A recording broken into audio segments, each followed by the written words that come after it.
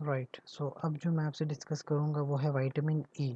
आपने अक्सर ये सुना होगा कि लोग आप विटामिन्स इंसान को ज़रूरत होती है, या अक्सर लोग मल्टी विटामिन्स ले रहे होते हैं जिसमें vitamin A, B, C, D, E मौजूद हैं।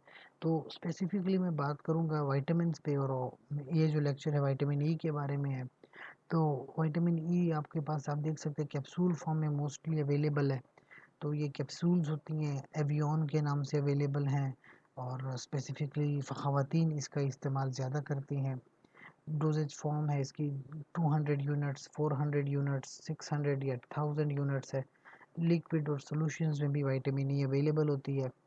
क्लिनिकल यूज़ क्या है? सबसे पहले तो जो आपकी आरडीए है आपको रिक्वायर्ड होती है, 15 mg पर डे आपको रिक्वायर्ड है, लेकिन आपने 1000 mg पर डे से ज़्यादा नहीं लेनी होती ना। अच्छा, मैंने कहा ख़वातीन ज़्यादा क्यों यूज़ करती हैं? फ़र्स्ट ऑफ़ ऑल तो प्रेग्नेंट फ़ीमेल्स जो होती हैं उनको ज़रूरत होती है। प्रेग्नेंट फ़ीमेल में 15 mg पर ओरल पर एवरी डे रिक्वायर्ड है, चाहे वो 18 साल से कम है या ज़्यादा है। दूसरा, लैक्टेटिंग फ़ीमेल यानी जो अ, अपने बच्चों को दूध पिलाती हैं, वो फ़ीमेल्स को भी ज़रूरत होती है विटामिन ई की। उसमें भी एज की कोई है कि 18 से कम ज़्यादा दोनों केस में 19 mg पर ओरल पर डे इसकी रिक्वायर्ड होती है फ़ीमेल में। और ख़ास करके जिन लोगों को विटामिन ई की डेफिशिएंसी होती है तो उनमें भी ये विटामिन ई की ज़रूरत होती है। 60 टू 75 यूनिट्स पर डे पर ओरल वो लेते हैं।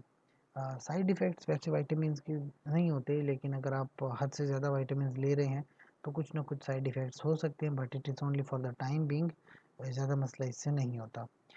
एक वार्निंग साइन है कि अगर किसी बंदे को हाइपर सेंसिटिविटी है तो फिर वो इस चीज़ का इस्तेमाल ना करे। कॉन्ट्राइंडिकेटेड है, हाइपर सेंसिटिविटी में कभी भी आप ड्रग इस्तेमाल नहीं करते, उसी वक्त रोक देते हैं।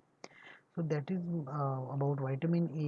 If you want to learn detailed pharmacology about vitamins, तो शबनूर मेडिसन यूट्यूब पे सर्च कीजिए और आपके पास शबनूर मेडिसन आएगा। इसमें आपके पास मोस्टली लेक्चर्स जो कि डिटेल्ड लेक्चर्स हैं फार्मा के अवेलेबल हैं। Thank you.